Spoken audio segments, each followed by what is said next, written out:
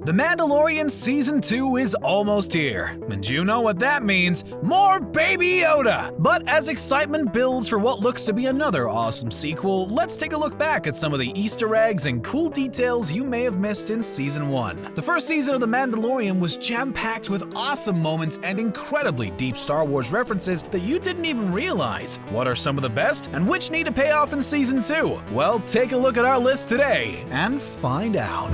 What was that weapon Moff Gideon whipped out to cut himself from the remains of the crashed TIE fighter? Well, fans of the animated Star Wars series were able to recognize it immediately. It was, in fact, the Darksaber, and its appearance just raises a lot more questions for Season 2. For starters, how did Moff Gideon get it? The last time it was seen was in Star Wars Rebels, and it was in the hands of the good guys, so the fact that Moff Gideon has it now probably isn't good news. On the bright side, we'll probably get more answers about it in the new season. We have to, right? No way they just introduce such an important weapon like the Darksaber and not explain anything about it, but it does accomplish making Moff Gideon even more interesting than he was. Fans of The Mandalorian have been asking this one since the show was first announced. Will we see Boba Fett? Well, we're in luck. It's been announced that Temuera Morrison, who played Jango Fett in Attack of the Clones, will return in The Mandalorian playing Boba Fett. That's great news, but the really interesting thing is if we've already seen Boba Fett in the show. In an early episode, we see Mando visit a place where a lot of other Mandalorians are hanging out and probably talking about how much they love guns. But one background figure sparked a lot of attention. It was only for a brief second, but it really looks like Boba Fett is hanging out in the background. If it's not him, then it's someone who looks a lot like him, and the producers of the show were just trolling fans with the character's inclusion. Though now we know Boba Fett is definitely returning, this definitely could have been him. Throughout this list, you'll see fun Easter eggs that prove the producers were obviously big fans of Star Wars, and it's interesting to see how they've responded to some of the franchise's past mistakes or goofs. For instance, The Empire Strikes Back includes a scene where a random background character is running around holding what is clearly an ice cream maker, and that's been a long-running joke for the last 40 years. But The Mandalorian actually brought that back by having the client pull out a very similar-looking device and gave it a name, a Camtono. It looks like a complicated storage device, but my question is, does it still make ice cream?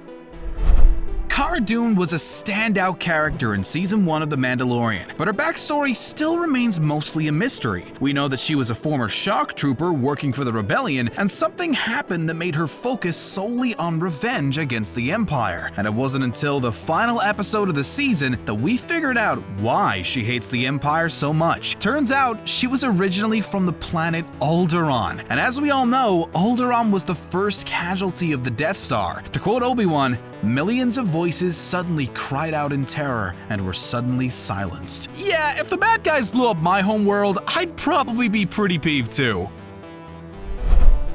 Ask anyone the best thing to come from The Mandalorian Season 1, and most likely people will say Baby Yoda. The child, which is weird to call him since he's 50, stole all our hearts, and we all wanted to get our hands on that sweet Baby Yoda merchandise. He was irresistible in the show too, as a lot of people wanted to capture Baby Yoda, including the mysterious client. But it wasn't ever clear what they exactly wanted to do with the adorable green guy. Well, a piece of clothing may have revealed the answer. The doctor working for the client, Dr. Pershing, had a logo on it that was the same one seen on Kamino back in Attack of the Clones. Fans know that Kamino is where the cloning facilities were held, so it's possible they were trying to clone Baby Yoda's Force-sensitive DNA.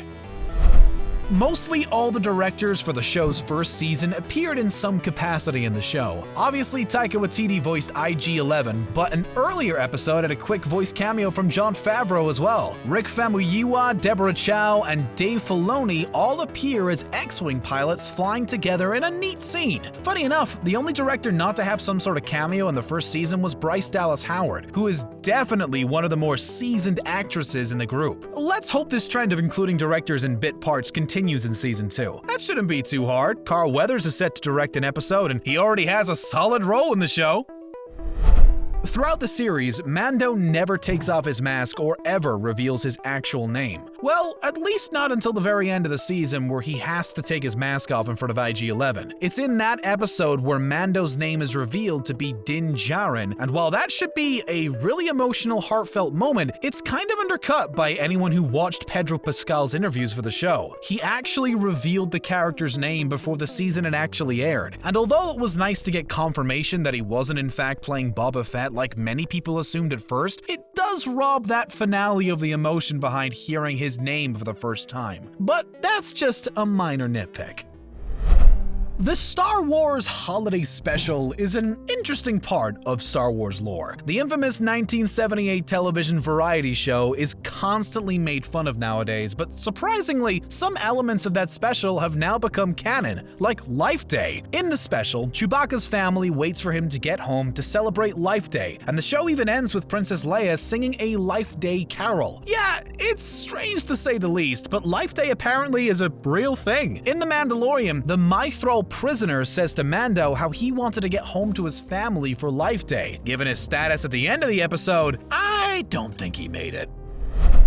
In the Prisoner episode, we briefly meet a New Republic soldier that many fans probably don't recognize from his physical appearance, but Star Wars fans certainly know his voice. The soldier was played by actor Matt Lanter, who was the voice for Anakin Skywalker in the Star Wars The Clone Wars TV show. That Mandalorian episode is particularly jam-packed with notable guest stars, but Lanter's cameo was probably the coolest one. It's always nice to see voice actors step out and dabble in live-action appearances. So in a way, you can say Anakin was in The Mandalorian Season 1 and not technically be wrong. But given what happened to this soldier at the end, don't expect a return appearance in Season 2.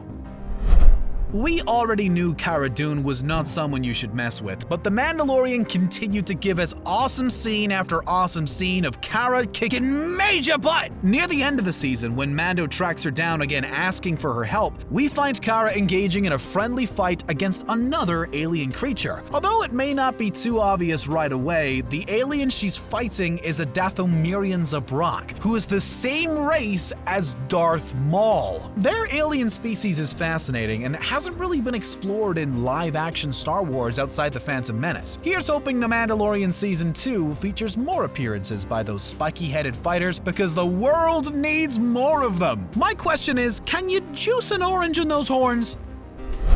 Mando's pulse rifle is another callback to the Star Wars Holiday Special. In that variety show, there's an animated segment that includes the first appearance of Boba Fett. Looking back on it now, the animated sequence is hard to watch, but it does see Boba Fett wielding an interesting looking rifle. Officially, it's called an Amban Phase Pulse Blaster, and let's just say you don't want to be hit by it. The Mandalorian sees Mando wielding this same type of rifle, which just again goes to show how much detail creator Jon Favreau put into the tiny things. Does anyone else now want to see an animated spin-off of Mando and his pulse rifle? Just me? Okay. If you're gonna insult Mando, chances are you won't be walking away without a serious injury. Right away in the first episode, we're able to see just how capable of a fighter that Mando is by watching him take on some scary-looking people who confront him in a bar. We may have been distracted by the attacker's imposing physical stature, but it was the language he was speaking that may have caught the ears of a lot of hardcore Star Wars fans. Turns out, the man was speaking Huttese, the language of the Hutts. It's interesting because the man is clearly not a Hutt, and that just raises a few questions. One of the biggest running gags in all of Star Wars is of course the fact that stormtroopers can't hit anything, so of course the episode directed by Taika Waititi had to joke about that. In one of the season's funniest moments, two stormtroopers sit around looking for something to do. One of them pulls out his gun and tries to shoot a nearby piece of junk and keeps missing. His friend, wanting to also get in on the fun, also pulls out his gun and starts blasting only to miss as well. I guess it's true. All stormtroopers do in fact have horrible aim and can't hit anything. Well, I take it back. Stormtroopers are able to hit something, and that's defenseless, cute Baby Yodas! In a scene that was probably similar to the Alderaan explosion, where a million voices all cried out at once, the internet lost their mind when one of the Stormtroopers straight up punched Baby Yoda after it bit him. I think that guy quickly became pop culture's greatest enemy, don't you think? But here's a fun fact about those Stormtroopers. They were played by recognizable funny men. One of them was Adam Pally, known for happy endings in the Mindy Project, while the one who actually punched Baby Yoda was none other than Jason Sudeikis. And trust me, the actor received a lot of flack for that moment on Twitter. If you make a list of the most despised characters in Star Wars, you'll probably find Jar Jar Binks tops just about every one of them. The annoying Gungan caused a lot of fan outrage when the prequel movies were released, and The Mandalorian had a great joke commenting on just how much hate Jar Jar ended up getting. While working with Mayfield, the mercenary jokes that Mando hides his face because he could be a Gungan underneath the mask. He even throws out the standard Yosa language Gungans are most known for. It's a nice commentary about how Gungans became so reviled after the prequel movies that they would have had to hide their faces behind a mask. One of the best scenes in the original Star Wars was the classic trash compactor moment. Our heroes were trapped in a tight situation with the walls literally closing in on them. As they tried to stop from getting crushed, they used a strange-looking pipe to try and slow things down with no success. And really dedicated fans of Star Wars noticed this same pipe pop up in The Mandalorian. While Mando looks for a hover bassinet, the same type of pipe, right down to its odd design, can be seen propped up in the alley. Is it the same pipe? Probably not, but it's fun to think of some sort of elaborate backstory to why this particular pipe ended up in that exact location, isn't it? Queel is Mando's greatest ally. I have spoken. But joking aside, Queel did prove to be a great friend and even lifesaver to the titular Mandalorian, but not a lot is known about his backstory. For that, you have to look to Star Wars history to understand how much Queel valued his freedom. The alien is part of a race known as the Ugnaughts, who are usually responsible for hard labor. In The Empire Strikes Back, it's shown that Ugnaughts are the ones who helped build Cloud City up to its extraordinary heights. Queel said how he was an indentured servant to the Empire, and given what we know about Ugnaughts, freedom is something that they would value above everything else. When the Empire really needed to get information out of someone, they used the IT interrogator droid. It was seen in A New Hope when Vader wanted to get info out of Princess Leia, and the droid was seen again in The Mandalorian Season 1. Who's making the droids? Someone needs to put those things out of commission.